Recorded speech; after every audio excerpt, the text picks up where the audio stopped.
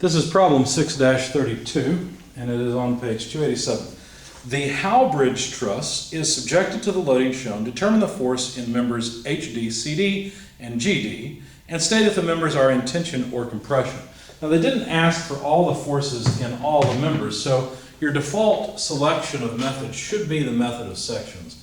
It is the shorter, quicker, easier method in terms of solving for unknowns in particular members. So we've got members joints A, B, C, D, E, F, G, H, I, and J.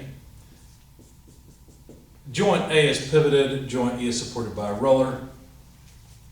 And we've got external loads of 30 kilonewtons at J, 20 kilonewtons at I, 20 kilonewtons at H, and finally 40 kilonewtons at G. Now, the dimensions they gave, I didn't copy down. Looks like it's all spaced 4 meters. So you've got, all your dimensions vertically and horizontally are 4 meters. So 4 between AB, 4 between BC, so on and so forth. 4 between FE and AJ. Okay, so the height of the truss is 4 meters. Okay, so the first thing I did is I took a free body of the whole thing, and I'll just do this quickly. I'll just draw a box or a rectangle. So we've got 30, 20, 20, 40, and we've got reaction AY and reaction EY. Now, of course, AX is going to be 0, so we won't even bother discussing that. Let's sum moments about point A. First of all, of course, this will yield EY, counterclockwise positive, so let's see. The 30 passes through A, so we don't need it. Negative 20 times 4, because the moment arm of the 20 kilonewton load at I is 4 meters, minus 20 times 8. That's the moment arm for the 20 kilonewton load at H, minus 40 times 12 plus EY multiplied by 16 equals 0. So from this we can solve for EY, and I won't belabor the point, but EY just comes out, once you solve for it, as a positive 45,000 newtons. Okay. Now, if we sum forces in the vertical direction, that will yield AY. Let's just write it. AY plus EY minus 20 minus 20 minus 40 minus the 30 I forgot for the 4 loads. And of course we know EY, 45, equals 0, means that AY comes out to 65 kilonewtons. That's not really a big surprise. There's more load on the left-hand side than on the right. Load sort of shifted that way. So it's not really a surprise that AY comes out to a higher load than EY. Okay? So there are the reactions. That's the trivial part. Now, the particular members they wanted were, let's see, CD, HD, and GD. So what I'm going to do is start off with a section that goes through HG. And I'm going to choose the right-hand side of the truss because there's just fewer loads, so fewer terms will appear in the equation. So let me sketch this section of the truss and put in the various, there we are, put in the various loads, HG, HD, and CD, assuming that all are tensile loads. Let's not forget, there's a 40 kilonewton load external applied here and a reaction 45 kilonewton load applied down there. So, the first thing to do is to sum forces in the y direction. Now this is a different free body, so let me erase those equations. So summing forces in the y direction on this free body, well, what do we have? Well, only HD has a y component, and then there's minus 40 plus 45 equals 0. Okay, so h dy, much like a 4, there we go, h dy must be negative 5 kilonewtons. Okay. Now, notice that HD is at a 45-degree angle. So if we want HDY, all we have to do is divide HD by root 2. And there we have it. So, solving for HD is pretty straightforward from this. Let me write down the results over here, I guess. HD was in fact one that they wanted. If you take root 2 times negative 5, what you'll get is negative 3.5355 kilonewtons, and of course the negative sign indicates compression. So there's one of the answers that they wanted. Okay.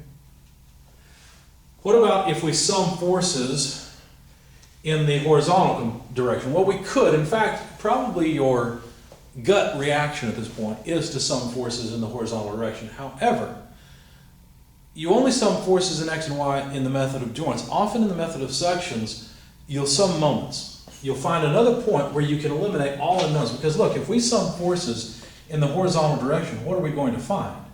Well, we're going to find two unknowns, hg and cd, in the equation along with the horizontal component of hd. We won't be able to solve it immediately. So we need another equation. Where can we sum moments? Well, again, your instinct might be to sum moments about this point, which is difficult because of HD, to get the right dimension or get components of HD. You could sum moments about, here's another thing you could do. What about if you sum moments about h? Where is h? It's over here. Well, but that's not part of the truss. It doesn't matter. We can sum moments about any point that we like. If we sum moments about h, notice hg passes through it, so does hd, but cd does not. So that will yield cd immediately. So I'm going to sum moments about point h, taking counterclockwise as positive, from this free body diagram. You see? And so if we sum moments about point h, what would we have? Well, the 45 kilonewton load has an 8 meter moment arm, because remember h is over here, so 8 meters over. And then the 40 kilonewton load has a 4 meter moment arm, but it acts right in the negative direction. But then CD also causes a negative moment arm, but it has a vertical 4 meter moment arm itself. So from this we can solve for CD immediately. So CD, I'll show you some of the math, I guess. Let's see. I guess the easiest thing to do is cross those off and make that a 2. And so CD, pull it to the other side, 45, 90 minus 40 over, well, nothing. Right, that's it. So 90 minus 40, because 45 times 2 is 90. Yeah, so this would be 50. So CD must be 50 kilonewtons. Notice it's positive, and so tensile. So there are 2 of the answers they wanted. Now, if we wanted to, we could continue and solve by saying sum of forces in the horizontal direction, solve for hg. We don't really need that. What we want is the force in dg. That's what they asked for. So if you think about it, we've just come up with the force in these two members, hd and cd. And if you look at this point, you'll realize, well, wait a second, if we switch over now to the method of joints, looking at point D, we may be able to solve this much easier with just maybe one more, or at most 2 equations. Yeah, this would be dg and hd. Okay. So if we sum, I've called it GD, so let me continue with that. So if we sum forces in the y direction, what will happen? CD and DE won't appear, only HD, which we know, and GD will appear. So we will have GD plus HD in the y direction, sum equals 0. So GD would be equal to negative HDY. But HD in the y direction is a 45-degree angle, so it is negative h, let's write that a little better, equals negative HD over root 2. So all we need to do is take HD, well, the negative of it, and divide it by root 2.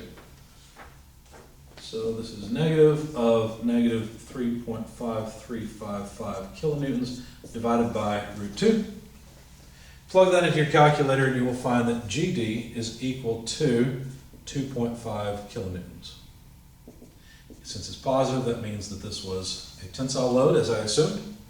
There we have it. So HD, CD, and GD have all been calculated.